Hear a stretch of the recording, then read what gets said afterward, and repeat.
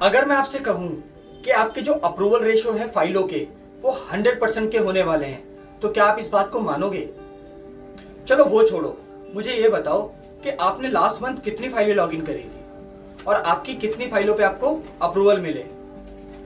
हमारी कितनी फाइलें अप्रूव्ड होंगी या कितनी फाइलें डिक्लाइन होंगी, ये इस बात पे बहुत ज्यादा डिपेंड करता है कि हमने जो हमारी बैंक के नॉर्म्स और पॉलिसीज हैं, जिस बैंक के साथ हम लॉगिन कर रहे हैं, वो हमें कितनी अच्छी तरीके से पता है। ज्यादातर लोगों को नॉर्म्स और पॉलिसीज नहीं पता होती क्योंकि उनके मैनेजर और टीम लीडर उनको ठीक से ट्रेनिंग नहीं देते उस चीज की। क्योंकि हम सबको अच्छे से पता है, हमारे मैनेजर्स को सिर्फ मंथ एंड के अंदर नंबर चाहिए होता है, वो उतना ट्रेनिंग के ऊपर काम नहीं करते हैं। तो अगर इस वीडियो को आपने लास्ट तक देख लिया तो मैं गारंटी लेता हूं कि आपके जो फाइल के रेशियोज हैं अप्रूवल के, वो 100% के होने वाले हैं। इस वीडियो के अंदर मैं बात करने वाला हूं कोटक महिंद्रा बैंक की नॉर्म्स और पॉलिसीज के बारे में। कुछ 12 से 15 नॉर्म्स और पॉलिसीज हैं, वो मर्चेंट नेवी और आर्मी केसेस को भी फंडिंग करने वाले हैं। तो फटाफट से मैं आपको अपने कंप्यूटर स्क्रीन के ऊपर लेके चलता हूं और बात करते हैं क्या क्या नॉर्म्स और क्या क्या पॉलिसीज हैं जो कोटक महिंद्रा बैंक ने जून 2021 में अपडेट करी। फटाफट से सारे नॉर्म्स देख लेते हैं। नॉर्म्स क्या क्या है इनके, जैसे age, loan amount, salary, CIBIL inquiry, other income, bachelor, FOIR कितना जाने वाला है, मैक्सिमम मल्टीप्लायर क्या रहेगा, बाउंसेस को किस तरीके से कंसीडर करने वाले हैं ये लोग, बैलेंस ट्रांसफर में क्या नया अपडेट है, मर्चेंट नेवी और आर्मी केसेस के ऊपर भी क्या क्या कंडीशन रहेगी कोटक महिंद्रा बैंक की। तो एज के साथ स्टार्ट करते हैं भाई। मिनिमम इनको 21 ईयर की एज चाहिए और मैक्सिमम 60 ईयर। लोन अमाउंट की अगर हम बात करें तो ये लोग 1 लाख देने वाले हैं मिनिमम, 25 लाख मैक्सिमम देने वाले हैं। अगर 25 लाख से ज़्यादा का लोन अमाउंट कस्टमर को चाहिए तो फिर वो क्रेडिट के हाथ में है भाई। क्रेडिट प्रोफाइल देखेगा कस्टमर की, उसके बाद डिसीजन लेगा उसका कि उसको 25 लाख से ज़्यादा मिलेगा कि नहीं मिलेगा। बात करें सैलरी की तो भाई ABC कैट ए और बी के अंदर 30,000 रुपये मिनिमम सैलरी चाहिए कोटक सैलरी अकाउंट के साथ। वहीं पर अगर कैट AB की वापस बात करें, सैलरी अकाउंट कोटक नहीं है तो 35,000 रुपये की सैलरी ये मांग रहे हैं। सेम 35,000 की सैलरी इनको चाहिए गवर्नमेंट, आर्मी और कैट C के अंदर। 40,000 रुपये सैलरी मांग रहे हैं कैट D के अंदर। KPO BPO में भी 40,000 रुपये सैलरी लगेगी। कोटक का सैलरी अकाउंट हो या ना हो कोई फर्क नहीं पड़ता। सिबिल देखें तो भाई इनको 700 प्लस का सिबिल चाहिए, वो भी वर्जन 3 के अंदर। 2 से ज़्यादा सिबिल इंक्वायरी ये लोग नहीं लेने वाले बिल्कुल भी। इनकम की बात करें तो भाई अदर इनकम के अंदर ये लोग 100% आपका इंसेंटिव कंसीडर कर लेंगे अगर वो फिक्स्ड आ रहा है तो।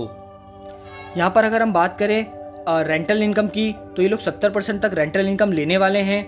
उसके साथ इनको 6 महीने की रेंटल बैंकिंग जहाँ पे रेंट क्रेडिट हो रहा है, कस्टमर का ऑनरशिप प्रूफ और रेंट एग्रीमेंट चाहिए होगा जो भी प्रॉपर्टी कस्टमर ने रेंट पे दी हुई है। अगर मैं पेंशन इनकम की बात करूँ तो ये लोग 100% पेंशन इनकम कंसीडर कर लेंगे।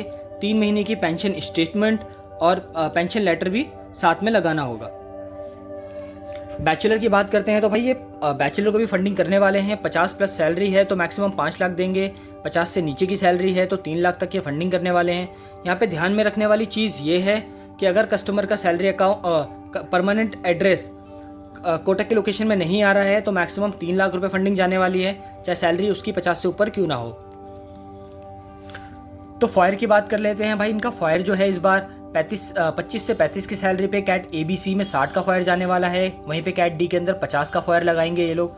35 से 50 की सैलरी है तो ABC के अंदर जाएगा 60 का फॉयर। 55 का फॉयर लेने वाले हैं ये लोग कैट D के अंदर।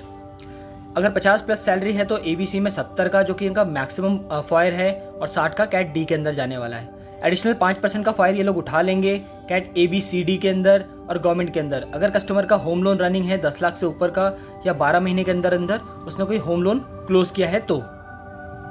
मल्टीप्लायर जो इनके रहने वाले हैं भाई, कैट A और B के अंदर 740 से नीचे का सिविल है तो अप टू 50 की सैलरी पे 16 का मल्टीप्लायर जाएगा। 50 से 75 की सैलरी पे 20 का मल्टीप्लायर जाएगा।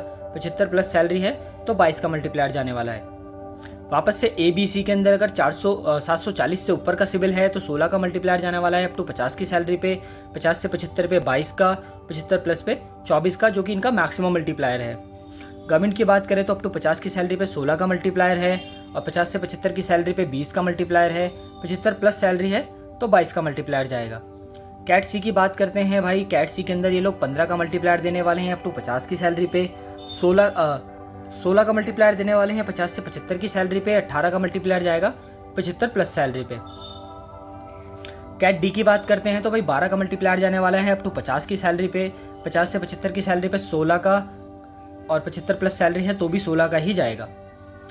यहाँ पे बाउंस की बात करते हैं तो भाई लोग 3 महीने के अंदर एक सिंगल बाउंसिंग भी कंसीडर नहीं करने वाले, 6 महीने के अंदर एक और 12 महीने के अंदर 2 से ज़्यादा बाउंसिंग नहीं होनी चाहिए। एक नई चीज़ क्या बोल रहे हैं ये लोग, अगर कस्टमर का सैलरी अकाउंट के साथ कोई अदर अकाउंट है और EMI डेट के ऊपर उसने सफिशिएंट फंड मेंटेन करके रखे हुए थे अदर अकाउंट के अंदर और सैलरी अकाउंट से EMI बाउंस हो गया है तो वो as a EMI bouncing consider नहीं करेंगे। इस चीज़ का आपको यहाँ पे वेवर मिल जाएगा। बात करते हैं बैलेंस ट्रांसफर की तो भाई पर्सनल लोन और क्रेडिट कार्ड तो कोटक महिंद्रा पहले से BT कर रहा था, लेकिन अभी नया क्या बोल रहा है ये लोग, अगर कोई मल्टीपल कार्ड्स और लोन्स लास्ट टाइम कस्टमर के BT किए हैं और सेम प्रॉब्लम के साथ वापस से कस्टमर आता है कोटक महिंद्रा बैंक के साथ तो यहाँ पर उसको ये वापस से फंडिंग नहीं करने वाला। 4 टाइम से ज़्यादा क्रेडिट कार्ड का आउटस्टैंडिंग नहीं होना चाहिए सैलरी के नेट टेक होम, कोई भी इमीडिएट पेमेंट चार्जेस नहीं लगे होने चाहिए क्रेडिट कार्ड के ऊपर। अगर कोटक महिंद्रा बैंक का इसका खुद का क्रेडिट कार्ड है तो उसमें BT नहीं करेगा और अगर इसके खुद के कार्ड के ऊपर कोई भी इमीडिएट पेमेंट स्टेटस आ रहा है तो उस कंडीशन में भी ये फंडिंग नहीं करने वाला उस केस पे। मर्चेंट नेवी केसेस की बात करें तो यहाँ पे कुछ 4 प्रोफाइलें हैं जिनको ये फंडिंग करने वाला है, जैसे कि captain, chief officer, first officer, second officer and third officer. Merchant navy में एक चीज़ बहुत ज़्यादा ध्यान रखने वाली बात यह है कि इस बार ये एप्लीकेंट के साथ एक को बोरोवर से भी नैच साइन करवाएगा। अगर आपके एप्लीकेंट की EMI बाउंस हो जाती है किसी रीज़न से तो ये सीधा ECS लगा देगा, ECS लगा के को बोरोवर के अकाउंट सेविंग अकाउंट से ये अपना EMI डिडक्ट कर लेगा।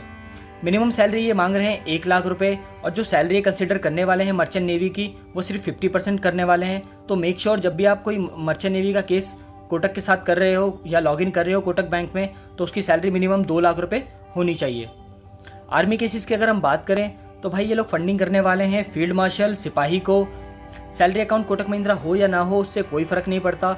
मिनिमम एज इनको 21 साल चाहिए और मैक्सिमम 60 साल तक के लिए फंडिंग करेंगे जब तक ये लोन मैच्योर होता है। मल्टीप्लायर ऑफ फायर की बात करें तो आपका ये केस कैट ए के अंदर चला जाएगा, जो भी इनका कैट ए वाला प्रोडक्ट है उसमें बुक हो जाएगा अगर आपके कस्टमर की प्रोफाइल JCO रैंक है या फिर उससे ऊपर की रैंक है। JCO का फुल फॉर्म ये होता है कि भाई junior commission officer. Merchant navy में एक और चीज़ मैं आपको बताना भूल गया, मर्चेंट नेवी के जो केसेस होते हैं ये लोग 6 महीने तक वर्किंग होते हैं और 6 महीने तक घर पे बैठे होते हैं, इसलिए इनकी जो सैलरी है वो हाफ कंसिडर करी जाएगी।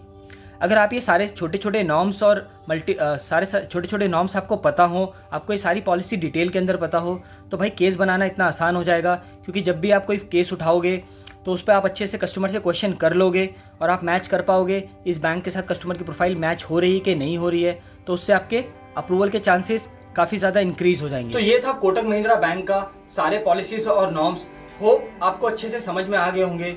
अगला वीडियो आपको कौन सी बैंक की पॉलिसी के ऊपर चाहिए वो नीचे कमेंट्स बॉक्स में लिखो। इस वीडियो को शेयर करो अपने ऑफिस कोलीग के साथ, जो भी लोग इस फील्ड से रिलेटेड काम करते हैं उन सब तक इस वीडियो को पहुंचाओ। वीडियो को देखने के लिए थैंक यू सो मच।